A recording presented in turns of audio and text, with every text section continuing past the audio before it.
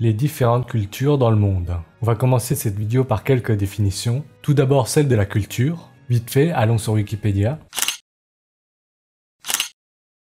Selon l'UNESCO, la culture peut aujourd'hui être considérée comme l'ensemble des traits distinctifs, spirituels, matériels, intellectuels et affectifs qui caractérisent une société ou un groupe social. Elle englobe, outre les arts, les lettres et les sciences, les modes de vie, les lois, les systèmes de valeurs, les traditions et les croyances. Franchement, je la trouve pas mal cette définition, très complète. On va l'utiliser dans cette vidéo. Toutes les cultures se valent-elles? Là, il est aussi nécessaire de définir ce qui fait qu'une culture a de la valeur. Ça tombe bien, je l'ai déjà fait dans la première vidéo de la chaîne, en parlant des personnes. Et ben le principe est exactement le même. Cliquez bande de salopes. Est-ce que ça suscite l'envie, le désir sous toutes ses formes? Est-ce que les gens sont prêts à payer pour, à y consacrer du temps, à s'y exposer physiquement, à l'importer? Est-ce que les gens ont envie d'avoir affaire avec? Est-ce que les gens y sont attirés? Est-ce qu'ils ont envie d'y adhérer? Oui. Je pense que là vous voyez très bien ce que je veux dire, par ce qui fait qu'une culture vaut quelque chose. Évidemment, il ne faut pas qu'il y ait de contraintes, il ne faut pas qu'il y ait d'endoctrinement, avec un espèce de chantage à l'enfer, ou de représailles par ceux qui représentent une culture, qui voudraient s'imposer par la contrainte. Quelles cultures sont populaires, lesquelles ne le sont pas? Ça tombe bien, aujourd'hui grâce à internet, on peut se faire une idée de toutes les cultures du monde. Être plus ou moins en immersion virtuellement, sans avoir à faire des milliers de kilomètres. Le bouche à oreille est une publicité qui marche très bien. Si la culture proposée est vraiment digne d'intérêt, et valorisée par les gens qui y ont été exposés, il n'y a pas de raison qu'elle ne s'impose pas, sans contrainte, sans chantage. Je t'attache les mains. Quelle culture aujourd'hui s'exporte le mieux? Quelle culture génère beaucoup de thunes, suscite l'attention du plus grand nombre d'humains? À quelle culture les humains consacrent la plus grande partie de leur temps de vie? On peut même hiérarchiser les cultures. Vous pouvez hiérarchiser les cultures. Si vous êtes sincère avec vous-même, suffit de dire si vous préférez X par rapport à Y. Suffit de voir dans quoi vous dépensez le plus d'argent, dans quoi vous passez le plus de votre temps de vie, où est-ce que vous vivez. Je ne sais pas. Demandez à 1000 personnes prises au hasard sur Terre quelle culture ils préfèrent entre la culture japonaise et la culture pakistanaise. Deux exemples parmi tant d'autres. Vous pouvez imaginer toutes les combinaisons que vous voulez.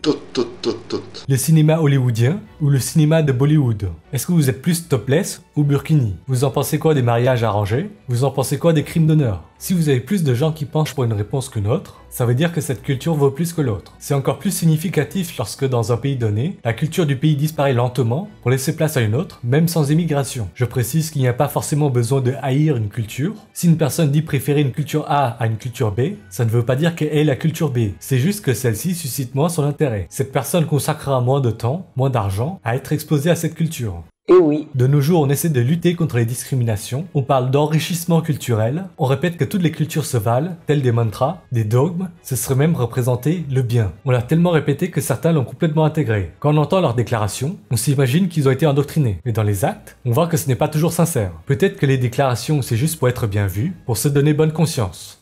Le quartier de la Goutte d'Or, même si c'est beaucoup rénové ces dernières années, je crois qu'il y a quand même aujourd'hui une population à 80%, j'ai envie de dire même 90% d'origine africaine. Ça veut dire qu'on a dans les classes une majorité d'enfants dont les parents maîtrisent mal le français. Et forcément, ça pose des problèmes pour l'enseignant, pour harmoniser, pour d'une, quand même suivre les programmes fixés par le ministère qui sont à ce niveau ardu. Il y a des exigences, on le sait, dès l'école primaire. Et c'est surtout l'acquisition des fondamentaux, là, la structure de la langue, la lecture, l'écriture. Et c'est vrai que... Pourtant je suis de gauche, vraiment, je suis vraiment de gauche.